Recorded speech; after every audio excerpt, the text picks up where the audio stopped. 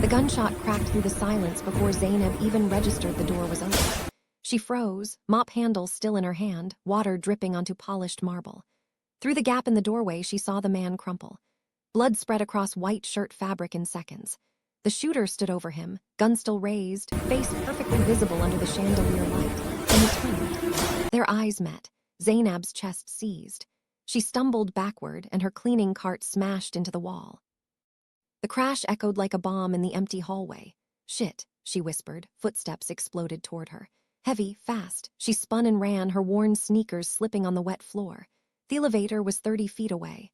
20, 10, she jabbed the button. Nothing.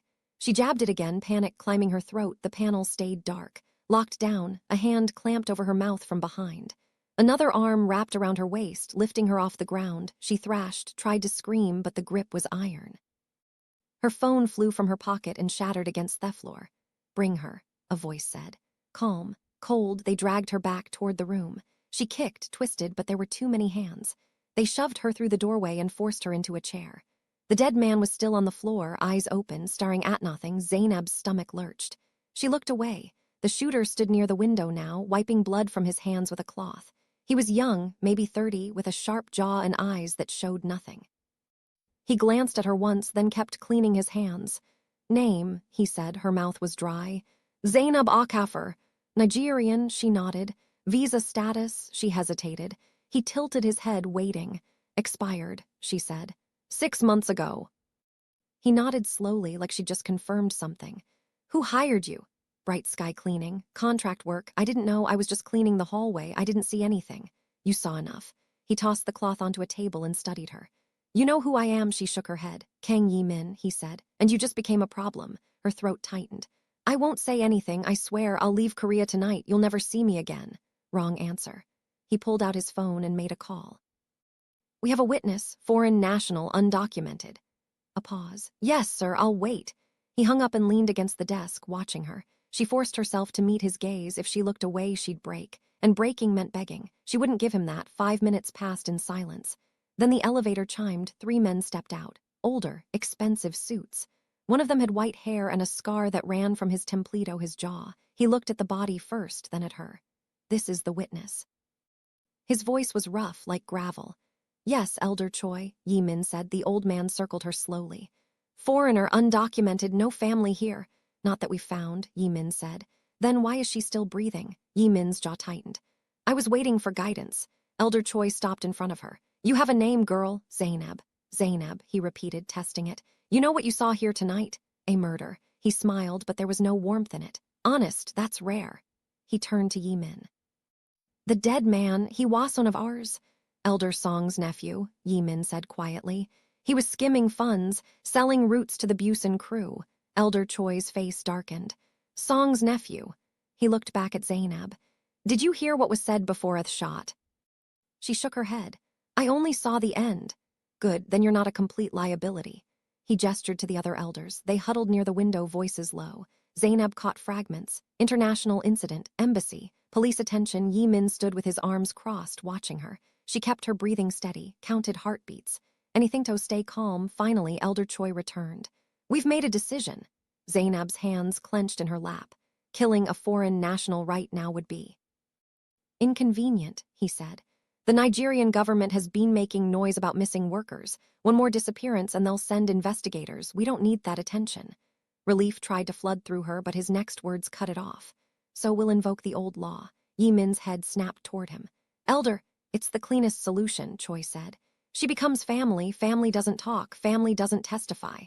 "I don't understand," Zainab said. Elder Choi's smile was thin. "You're going to marry Kang Yi-min." The words didn't land at first. They hung in the air, absurd and impossible. Then Yi-min spoke. "You can't be serious." "Perfectly serious," Choi said. "The law is clear. A witness who cannot be eliminated can be absorbed through marriage. It binds her silence, it makes her our responsibility, and it solves the political problem." "She's a cleaner," Yi-min said, his voice tight. "She's a witness," Choi corrected. "And now she's your wife." Zainab found her voice. "I'm not marrying anyone." All 3 elders looked at her. Elder Choi's expression didn't change. "You have 2 choices, girl, marriage or a shallow grave outside the city. Pick one." Her pulse hammered in her ears. She looked at Yi-min. He was staring at the floor, jaw working like he washing glass. "If I agree," she said slowly, "what happens to my family in Nigeria?" "Nothing," Choi said. "As long as you behave." "And if I don't behave?" "Then they'll receive packages," he said. "Small ones, fingers first, I imagine." Nausea rolled through her stomach. She closed her eyes, saw her mother's face, her younger brother still in secondary school, her cousin who just had a baby. She opened her eyes. "I'll do it." Min's head jerked up. "Elder, this is final," Choi said. "You'll marry her within the week. We'll fabricate a background, business consultant, cultural liaison, something respectable. The ceremony will be private, but we'll leak photos to the right outlets, make it look legitimate." He turned to leave, then paused. "And Yi Min, if she tries to run, you'll handle it personally. Understood?" Yi Min's voice was ice. "Understood." Elders left. The guards dragged the body away. Within minutes, the room was empty except for the two off them. Yi Min poured himself a drink. He didn't offer her one. "I didn't ask for this," he said. "Neither did I." He laughed, sharp and bitter. "You think this is what I wanted? A wife I can't trust, a foreigner the clan will never accept. Then let me go." "Can't." He drank, then set the glass down hard.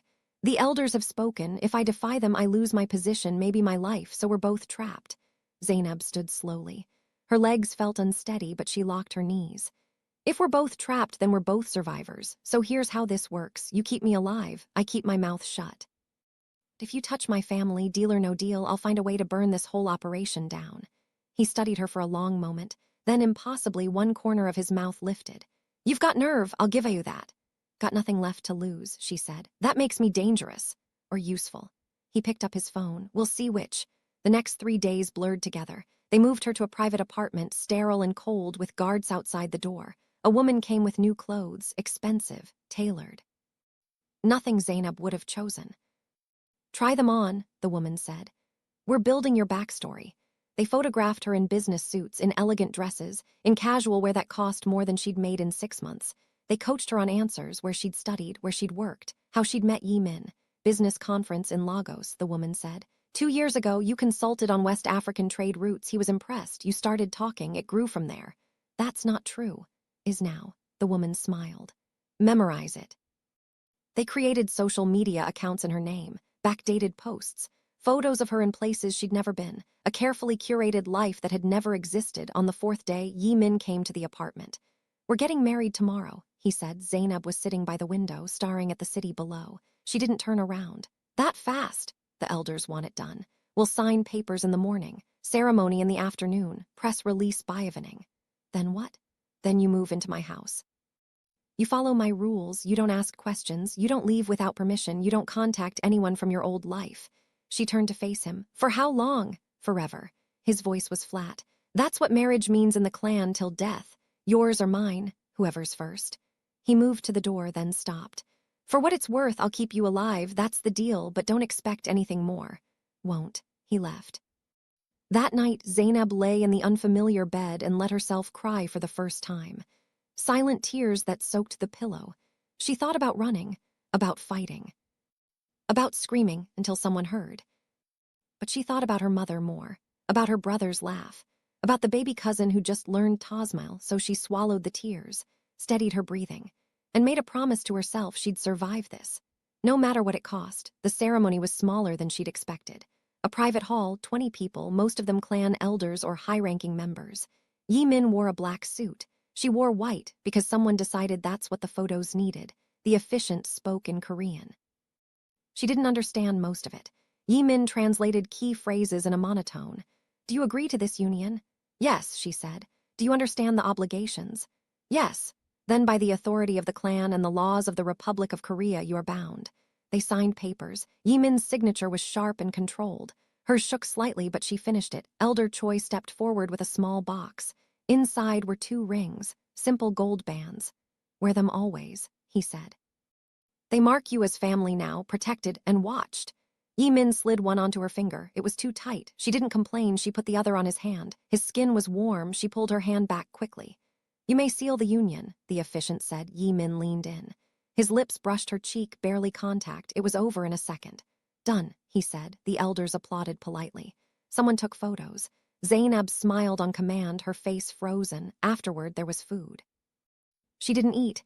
Yi Min stood across the room, talking to the elders in low tones. He didn't look at her once. A younger man approached her. Sharp suit, expensive watch, smile that didn't reach his eyes. "Mrs. Kang," he said. "Congratulations." "Thank you." "I'm Lee Min-ho, second chair on the council." He handed her a glass of champagne. "Quite a whirlwind romance, I hear." "It moved quickly," she said carefully. "Strange, though." He tilted his head.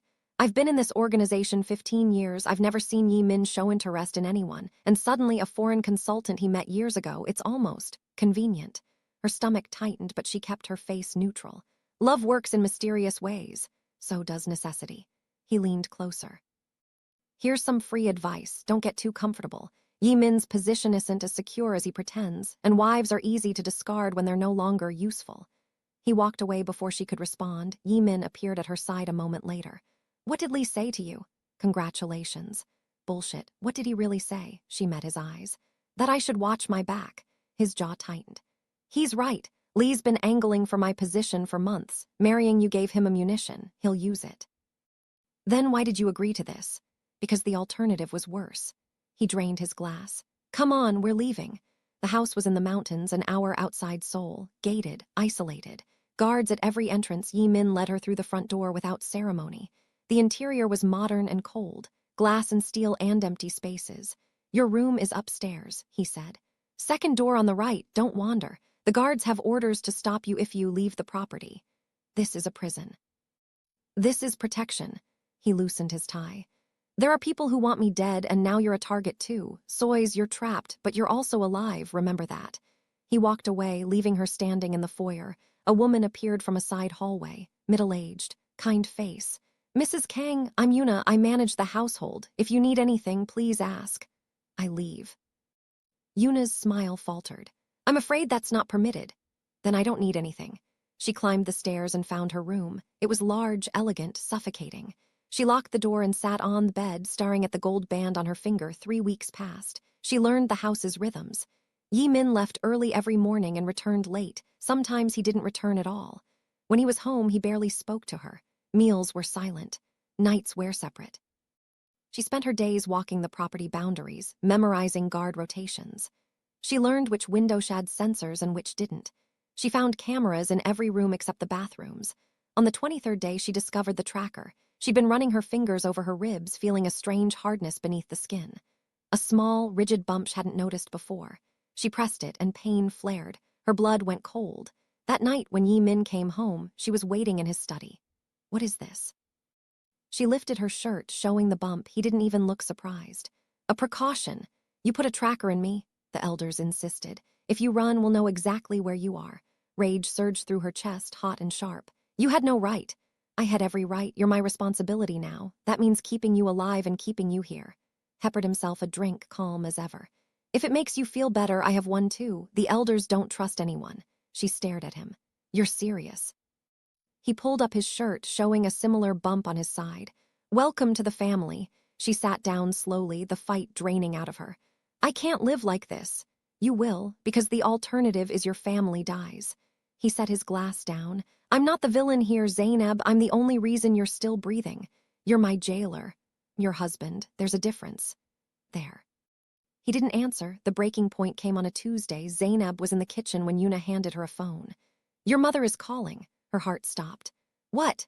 "Mr. Kang arranged it. 5 minutes. Don't say anything about where you are." She took the phone with shaking hands and stepped into the hallway. "Oh, my daughter, we've been so worried. You haven't called in a month." Her throat closed. "I know, I'm sorry. Work's been busy." "Busy? Are you eating enough? You sound tired." "Fine, Mama, I promise." "Brother keeps asking about you. He wants to know when you're coming home." Zainab closed her eyes. "I don't know, maybe next year." "Year, but Christmas is coming, we thought." "I can't, Mama, I'm sorry." A long pause. "Zainab, is something wrong? You don't sound like yourself." She almost broke then, almost told her everything. But she saw the guard watching from the doorway, saw the camera in the corner. "I'm fine," she said. "Just tired, I have to go. I love you." "I love you too, baby." The line went dead. Zainab handed the phone back to Yuna and walked upstairs. She made it to her room before the sobs came, deep, wrenching cries that tore through her chest. She buried her face in the pillow to muffle the sound. She cried for an hour. Then she stopped, washed her face, straightened her spine, and made a decision. If she couldn't escape, she'd learn everything. Every pattern, every weakness. Every secret, she'd become indispensable. And then, when the moment came, she'd leverage it. She started paying attention. Yi Min had meetings in his study every Wednesday, the same 4 men. She learned their names by listening at the door. Park, Kim, Choi, and Lee Min-ho, the man who'd warned her at the wedding. She started learning Korean, not from classes but from listening. She picked up phrases, greetings, commands, insults. One night she heard Lee's voice rise. "This marriage makes you look weak," he said in Korean. "The clan is questioning your judgment." "The elders approved it," Yi Min replied. Elders wanted a solution, but look at the cost. You're tied to a foreigner with no connections, no value, just a liability. She's not your concern. She's everyone's concern. You think the Busan crew won't use this. You think they won't whisper that you let sentiment cloud your decisions. Enough. Trying to help you, Yi Min, but you're making it very hard. Footsteps approached the door. Zainab slipped away, heart pounding. The next morning, she found Yi Min in the kitchen. "I want to learn Korean," she said. He looked up from his coffee. "Why?" "Because I'm tired of not understanding what's happening around me." He studied her. "Fine, I'll arrange lessons. I also want to know what you do. If I'm going to be part of this family, I should understand the business." "Not. Because the less you know, the safer you are." She leaned against the counter. "You keep saying you want me to survive, but you're keeping me blind and helpless. That's not protection. That's control." His eyes narrowed. "What are you really asking for?" "Information, access, a reason to stay useful." She held his gaze. "Lee Min-ho thinks I'm a liability. Prove him wrong." He was silent for a long moment. Then he stood. "Follow me." He led her to his study and pulled up files on his computer. Shipping routes, financial records, names and photos. "This is what we do," he said. "We move goods, some legal, most not. We control ports, warehouses, distribution networks. We have politicians, police, judges on payroll, and we have enemies, lots of them." He pulled up a photo, a man in his 50s, hard face, military bearing. General H. Wang. "Busan crew. He's been trying to take over our southern routes for 2 years. We've lost 6 men to him. He wants me dead." Another photo, younger, slick. Kim Tae-sung, runs the Incheon docks. Neutral for now, but he's looking for an excuse to switch sides. "If he does, we lose half our imports." He closed the files. "That's the world you're in now. Still want access?" "Yes." "Why?" "Because if I'm going to die in this world, I want to understand it first." He almost smiled. "Fair enough." Over the next 2 months, he taught her, not everything, but enough. She learned how to read ledgers, how to spot discrepancies, how to identify threats. And she learned about him. Yi Min was precise, methodical. He didn't make decisions based on emotion. He calculated risk versus reward always. But he was also under pressure. The clan was fracturing. Lee Min-ho had support among younger members who wanted more aggressive expansion. The elders were old and cautious, clinging to tradition. Yi Min was caught in the middle, too progressive for the elders, too careful for the young guns, and now married to a foreign woman, his position was weaker than ever. "You need an ally," Zainab said one night. They were in his study, reviewing reports. He looked up. "I have allies." "You have subordinates. People who follow you because they have to. That's not the same thing." "What would you know about it?" "I know what it's like to be alone in a hostile place," she said. "I know what it's like to need someone you can trust." "You think that's you?" "I think I'm the only person in this house who doesn't want your job." He leaned back, considering. "What are you proposing?" "Let me help. I see things you don't. I hear conversations you're not part of. I'm invisible to them. Use that. You want to be my spy. I want to survive, and I think helping you is the best way to do that." He was quiet for a long moment, then he nodded. "All right, but if you betray me, the deal's off, your family included." "Understood." Days later, Yi Min brought her to a clan meeting. It was in a restaurant basement, private room, round table, 8 men, no women. She felt their eyes on her the moment she walked in. Assessing, dismissing, Yi Min pulled out a chair for her. "Gentlemen, you know my wife." "Weren't told she'd be joining us," Lee Min-ho said. "I'm telling you now." Elder Choi frowned. "Yi Min, this is clan business." "She's clan now. She has a right to be here." "Right," Lee laughed. "She's been here 3 months. She doesn't even speak Korean." "Learning," Zainab said in halting Korean. The room went quiet. Lee's smile faded. "Impressive, but language doesn't make you one of us." She agreed, switching to English. "But loyalty does, and I'm here because I'm loyal to my husband, which is more than I can say for some people at this table." Temperature in the room dropped 10 degrees. Elder Choi's eyes sharpened. "That's a serious accusation." "It's an observation." She looked at Lee. "You've been questioning Yi Min's decisions for months, undermining him with younger members, suggesting he's too weak to lead. That's not loyalty, that's ambition. Lee's face went red. You have no idea what you're talking about. Don't I? I've been watching, listening. You want his position. You think marrying me was a mistake, and you are using it to turn people against him. Yi-min, Elder Choi said slowly, did you bring her here to start a fight? I brought her here because she's right, Yi-min said. Lee's been working against me, and it's time we dressed it. Room exploded. Voices rose. Lee denied everything. Others argued. Elder Choi called for order. Finally, Lee stood. Fine, you want the truth. Yes, I think you're making mistakes. Yes, I think this marriage weakens us. And yes, I think you're too cautious. The Busan crew is expanding, and we're doing nothing. We're consolidating, Yi-min said. We're stagnating. And if you don't act soon, General H-Wang will swallow us whole. Then what do you suggest? Hit them first, take out H-Wang, show strength. That would start a war. We're already in a war, you're just too afraid to fight it. Yi-min's voice went cold.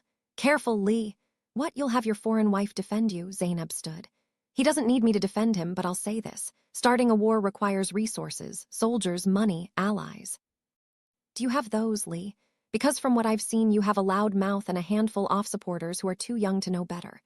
Lee's hand moved toward his jacket. Yi-min was faster. He had a gun out, pointed at Lee's chest. Sit down, Yi-min said quietly. The room froze. Elder Choi raised a hand. Enough, both of you. He looked at Lee. Your concerns are noted, but this is not how we handle disputes. Understood? Lee sat slowly, eyes locked on Yi-min. Understood, he said. The meeting ended shortly after. On the drive home, Yi-min was silent. I shouldn't have pushed him, Zainab said. You did what needed to be done. He's been building a case against me for months. Now it's out in the open. I make things worse. Probably. He glanced at her. But you also made it clear you're on my side. That matters. It more than you know. That night, Zainab couldn't sleep. She kept replaying the meeting, the way Lee had looked at her, the threat in Hai's eyes. She got up and went downstairs for water. The house was dark and quiet. As she passed Yi-min's study, she heard voices. Low, urgent, she stopped. Let this stand, someone said in Korean. She made you look weak. Made Lee look weak, Yi-min replied. There's a difference. The clan won't see it that way. A foreign woman challenging a council member, it's disrespectful. Was defending me. Was showing you can't defend yourself. A pause. What are you suggesting? Send her away. Tell the elders the marriage isn't working. Cut your losses. If I refuse, then you're choosing her over the clan, and that's a choice that will destroy you. Footsteps approached the door. Zainab moved quickly, slipping into the shadows under the stairs. The door opened. Park stepped out, the older man who handled finances. He left through the front door without looking back. Zainab waited 5 minutes, then went upstairs. She didn't sleep at all that night. The next morning, Yi-min found her in the garden. We need to talk, he said. Her stomach dropped. About what? About last night. Park thinks I should annul the marriage. What do you think? He was silent for a moment. I think you're more valuable than he realizes, but I also think you're in danger now. Lee won't forget what happened. What do? We make you indispensable. He handed her a folder. Inside are financial records from the Incheon operation. I need you to review them. Look for discrepancies, anything unusual. Me? Because you're not on anyone's payroll. I can't trust my own people right now. He met her eyes. Can I trust you? It was the first time he'd asked her that directly. Yes, she said. Good, get started. She spent 3 days on the records, spreadsheets, invoices, wire transfers. It was tedious work, but she was good with numbers. Always had been. On the 4th day, she found it. Small discrepancies, money moving in odd patterns. Amounts that didn't match manifests. She brought it to Yi-min. Someone's skimming. He leaned over her shoulder, studying the numbers. How much? Over 6 months, maybe 2 million won. That's not enough to notice unless you're looking. Exactly. Whoever's doing this is smart, careful. He pulled up personnel files. Who has access to these accounts? She cross-referenced names and dates. 3 people had consistent access during the time periods in question. Kim Tae-sung, the Incheon dock master, Park, Yi-min's financial advisor. And Lee Min-ho, it's Lee, she said. Sure, look at the timing. Every withdrawal happens after a council meeting. Lee gets information, then takes a cut before the money moves to the clan accounts. Yi-min's expression was stone. If this is true, he's been stealing from us for months. It's true, the numbers don't lie. He closed the laptop. Good work, don't tell anyone else about this, not yet. What are you going to do? What I should have done months ago. Days later, Yi-min called a full clan assembly. Everyone attended. Elders, council members, soldiers, even wives and family members, which was rare. Zainab sat beside him at the head table, trying to keep her hands steady. Elder Choi opened the meeting. Yi-min requested this assembly. He says it's urgent. Yi-min stood. It is. We have a traitor among us. Room erupted in murmurs. Someone has been stealing from the clan, Yi-min continued. Small amounts, carefully hidden. But over 6 months. Nearly 2 million won has disappeared from our Incheon operation. Lee Min-ho's face was carefully blank. Had the accounts audited, Yi-min said. And the evidence is clear. He pulled up a screen showing the financial records, names, dates, amounts. Lee Min-ho, Yi-min said. You've been taking money that doesn't belong to you. Lee stood slowly. That's absurd. Who told you this? Your wife, a foreigner who barely understands our business. The numbers told me, Yi-min said. She just found them. Convenient. You need a scapegoat, so you manufacture evidence. Then explain these withdrawals. Every one of them happened after a council meeting where you had access to the financial codes. Coincidence. Coincidence 14 times in 6 months. Yi-min's voice hardened. You've been stealing from us while questioning my leadership. You accused me of being weak, but what's weaker, making hard decisions or taking money from your own people? The elders were conferring in low voices. Elder Choi raised a hand. Lee, do you deny these accusations? Lee's jaw worked. I deny that they're proof of anything. That's not an answer. Lee stopped. His hand moved toward his jacket. Yi-min was faster. He pulled his gun, aimed at Lee's chest. Don't!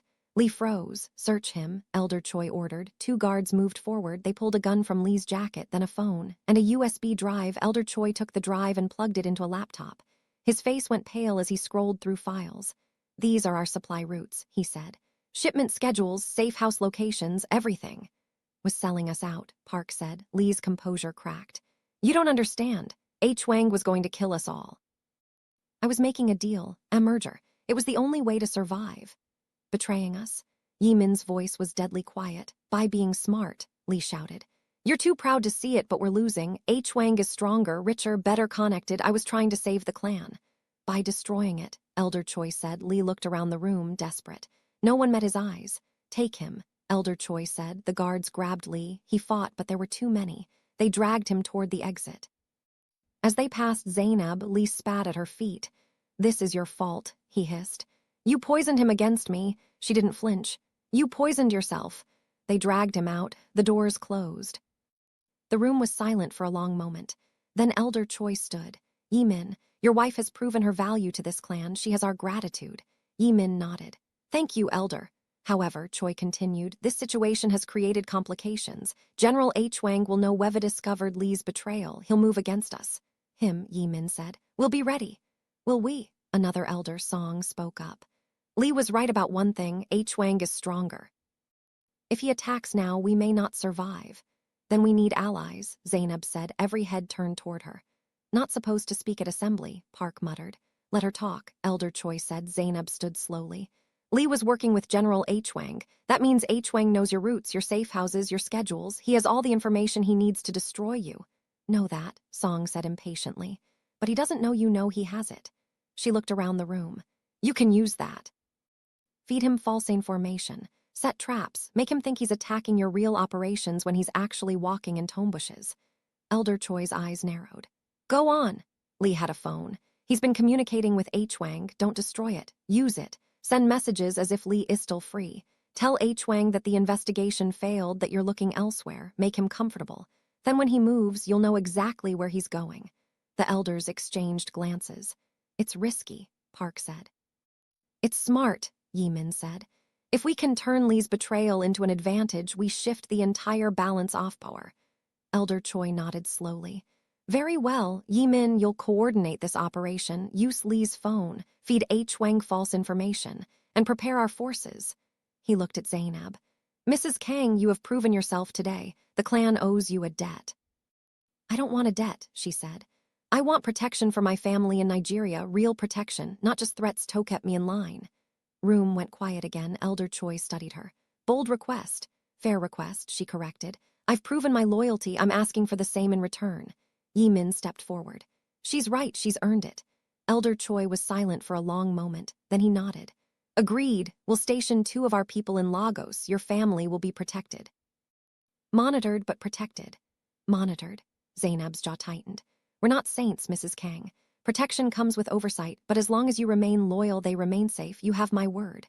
It wasn't what she wanted, But it was more than she'd had before. "Thank you," she said. The assembly ended. People filed out slowly, casting glances at her as they passed. Some looked curious, others looked respectful, a few looked afraid. When they were alone, Yi Min turned to her. "That was dangerous." "Which part?" "All of it. Demanding protection for your family in front of the elders. That makes you look like you have leverage." "Don't I?" He almost smiled. "Yes, but leverage makes you a threat, and threats don't live long in this world. Then I'd better stay useful." "You already are." He gestured to the door. "Come on, we have work to do." Over the next week, they set the trap. Yi Min used Li's phone to send carefully crafted messages to General H. Wang. Updates about clan movements, complaints about the elders, subtle hints about weak points in their defenses. All of it was false. Zainab helped him draft the messages. She'd learned enough about Li's personality to mimic his tone, arrogant, impatient, always angling for advantage. H. Wang bought it. His responses came back quickly. He wanted specific information. Shipment schedules, guard rotations, safe house locations. They gave him everything he asked for, except all the locations were abandoned warehouses.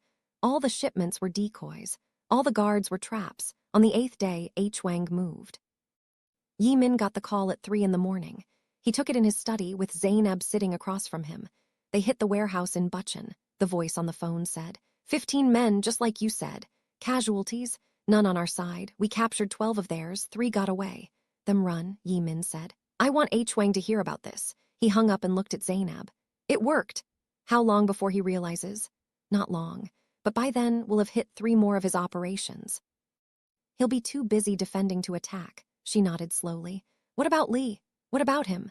What's going to happen to him?" Yi Min's expression didn't change. "You don't want to know." "I do." He studied her for a moment. Then he stood and walked to the window. "He'll be executed, probably tomorrow. The elders will want it done quickly before H. Wang tries to extract him. You're going to kill him." "I'm going to follow clan law. He betrayed us. The penalty for that is death." "You're fine with that?" He turned to face her. "I don't have the luxury of not being fine with it. This is the world we live in. People die, usually the ones who make stupid choices." Witnessing a murder in the wrong hallway, his jaw tightened. "That was different. Or did I just get lucky that the elders wanted a political solution instead of a body?" He didn't answer. She stood and walked to the door. "I'm not judging you. I just want to understand. How do you live with it, knowing you're going to kill someone tomorrow?" "The same way you live with being married to me," he said quietly. "By accepting that survival sometimes requires terrible things." She left without another word. That night, she lay in bed and thought about Li. About the look in his eyes when they dragged him away, about the fear beneath the anger. She wondered if that's what she'd looked like when they first captured her. She wondered if she'd become someone who could watch a man die and feel nothing. She wondered if she already was. The next morning, Yuna came to her room with breakfast. "It's done," she said quietly. Zainab looked up from her tea. "What is?" "Li Min-ho. They executed him an hour ago." Zainab's stomach turned. She set down her cup carefully. "How?" "Bullet, quick." Yuna hesitated. "Mr. Kang did it himself." "Of course he did. Thank you for telling me," Zainab said. Yuna left. Zainab sat alone in her room for an hour, staring at nothing. Finally, she got up and went downstairs. Yi Min was in the garden, sitting on a stone bench. He looked tired, older than his years. She sat beside him without asking.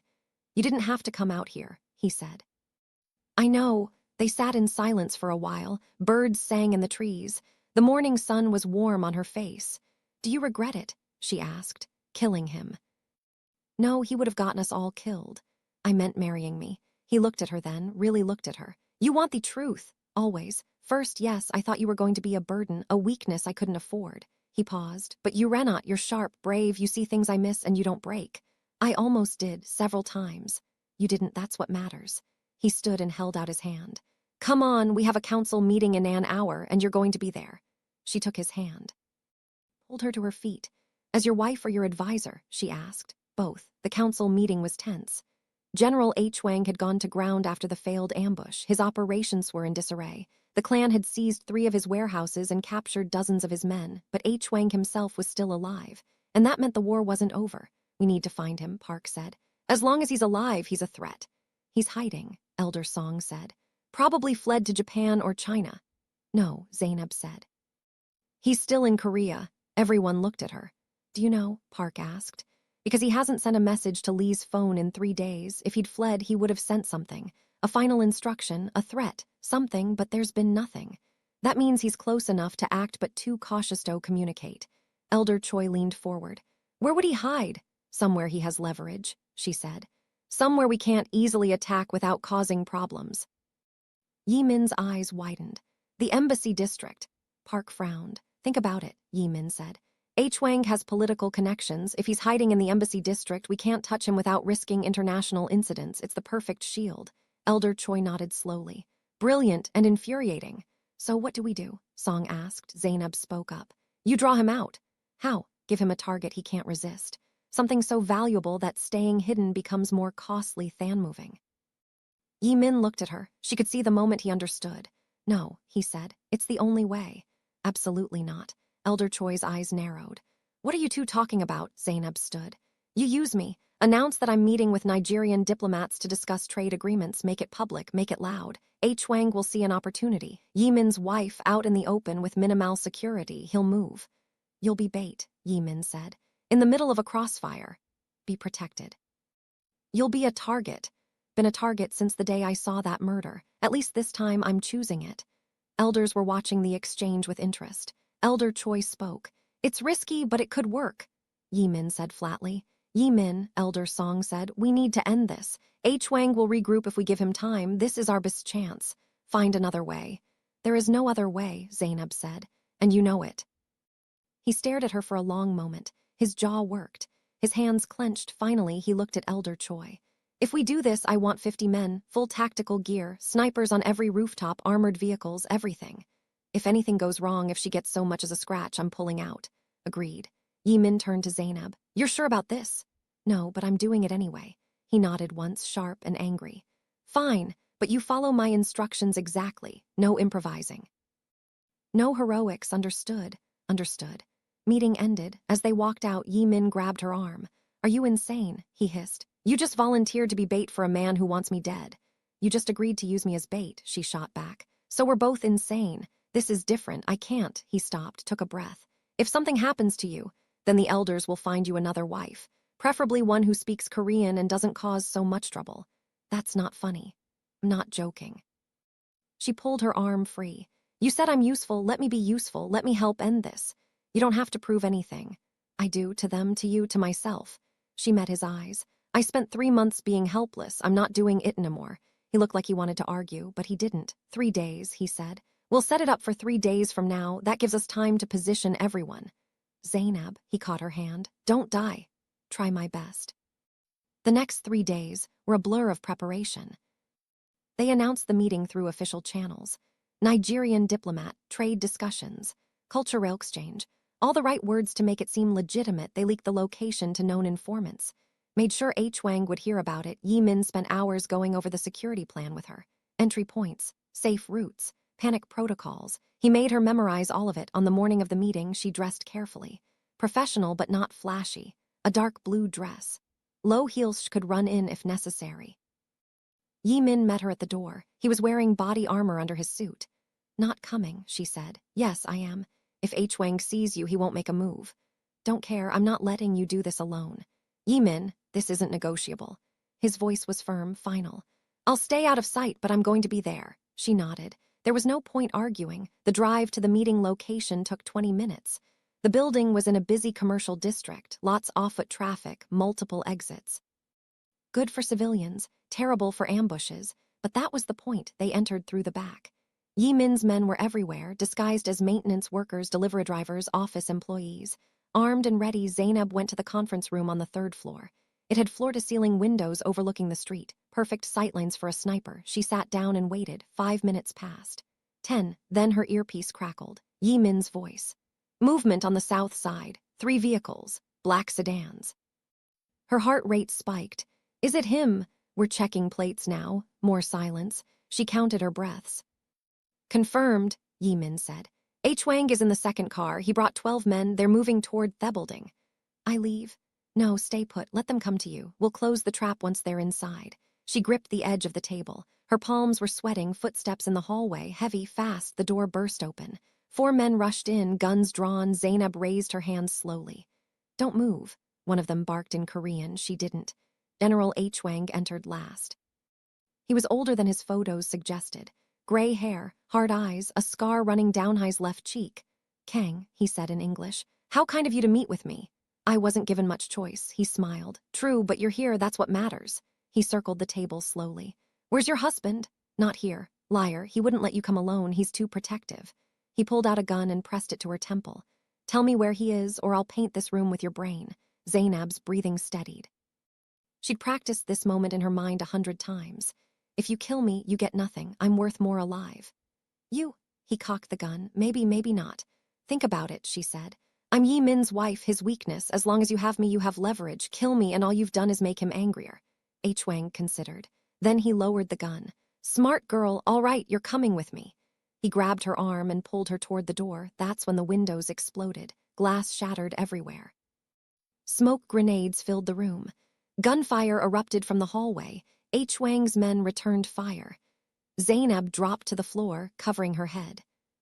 Someone grabbed her. She fought, but they were too strong. "It's me," Yi Min's voice. "Come on." He pulled her toward the back exit. Bullets tore through the walls around them. She heard screaming, shouting, the crack of gunfire everywhere. They made it to the stairwell. Yi Min slammed the door behind them and locked it. "Are you hurt?" he demanded. "No, are you?" "Fine." He pulled her down the stairs, moving fast. This was a setup. H. Wang knew we'd be here. How? I don't know, but he brought 30 men, not 12. "They're hitting us from 3 sides. They burst out into the parking garage. A black SUV was waiting, engine running. Yi Min shoved her inside and climbed in after her. "Go!" The driver floored it. Tires screamed. They shot out of the garage and into the street. Behind them, explosions rocked the building. Fire bloomed from the 3rd floor. "What the hell was that?" Zainab gasped. "H. Wang's exit strategy," Yi Min said. "If he couldn't take you, he'd blow the building and take out as many off-me men as possible." She couldn't finish the sentence. "I don't know." He pulled out his phone and started making calls, barking orders, checking casualties. Zainab leaned back against the seat, her hands shaking. Adrenaline was crashing through her system. She felt sick. "You were right," Yi Min said quietly. He couldn't resist the bait. "I didn't think he'd blow up a building."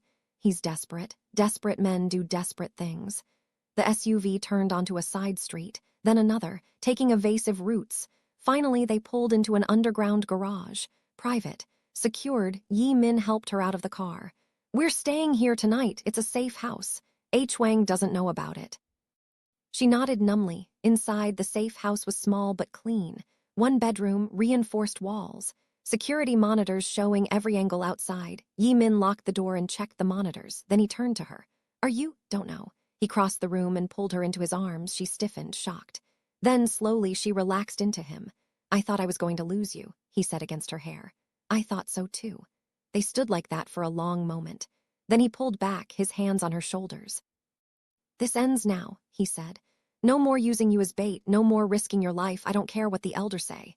"Yi Min, I mean it. You're my wife, my responsibility, and I'm not letting you die for this war." "Then what do? We finish it, but without putting you in the crossfire." His phone rang. He answered it, listened. His face went grim. "Understood, I'll be there in an hour." He hung up. "That was Elder Choi. 15 of our men are dead, 20 more injured." H. Wang escaped. Zainab's stomach dropped. "I'm sorry." "It's not your fault, it's mine. I underestimated him." He ran a hand through his hair. "But I have his location. He's holed up in a warehouse near the docks, and we're going to end this tonight." "Me come with you?" "No, Min, no." His voice was iron. "You're staying here, locked in, protected. I'm not negotiating on this." She wanted to argue, but she saw the fear in his eyes, the desperate need to keep her safe. "Right," she said. "But you come back, promise me." He kissed her forehead. "I promise." Then he was gone. Zainab spent the next 4 hours packing the safe house, watching the monitors, jumping at every sound. She tried calling Yi Min. No answer. She tried sleeping. Couldn't. She tried eating. The food tasted like ash. Finally, at 2 in the morning, the door opened. Yi Min walked in. His suit was torn, blood on his shirt. But he was alive. She ran to him. He caught her, holding her tight. "It's done," he said. "H. Wang's dead. His operation is finished." "You hurt?" "Not badly." He pulled back, wincing. "Took a graze to the ribs, but I'll live." She made him sit down and pulled off his jacket. The wound wasn't deep, but it needed cleaning. She worked in silence, cleaning and bandaging. He watched her the whole time. "Good at this," he said. "I used to help my mother with injuries back home. Kids in the neighborhood were always getting hurt. You miss it home. Every day." She finished the bandage and sat back. "But I can't go back, can I?" Not safely, not yet. He caught her hand. But maybe someday, when things settle, when the clan is stable, maybe I can arrange a visit, under guard, but still. You do that? For you, yes. She looked at him, really looked at him. This man who'd been her captor, her husband, her reluctant ally. Somewhere along the way, he'd become more than that. Thank you, she said. What? For keeping your promise, for coming back. He pulled her close. I'll always come back. This time, when he kissed her, it wasn't for show. It wasn't for the elders or the cameras or the clan, it was real, and she kissed him back. 3 months later, Zainab stood beside Yimin at a public event, a charity gala, politicians and business elaters everywhere. Cameras flashing, she wore a red dress, elegant, confident. The ring on her finger caught the light. Kang, a reporter called out. How does it feel to be part of one of Seoul's most influential families? She smiled, the practiced one, the one that showed nothing. It's an honor. Your work with the Nigerian Cultural Center, how's that progressing? Very well, we're hoping to open the new facility next spring. Reporter moved on. Yimin's hand rested on her lower back, a gesture that looked affectionate but was really protective. Getting good at this, he murmured. Had practice. They moved through the crowd, shaking hands. Making small talk, playing their parts perfectly. Inside, Zainab felt the weight of the tracker in her ribs.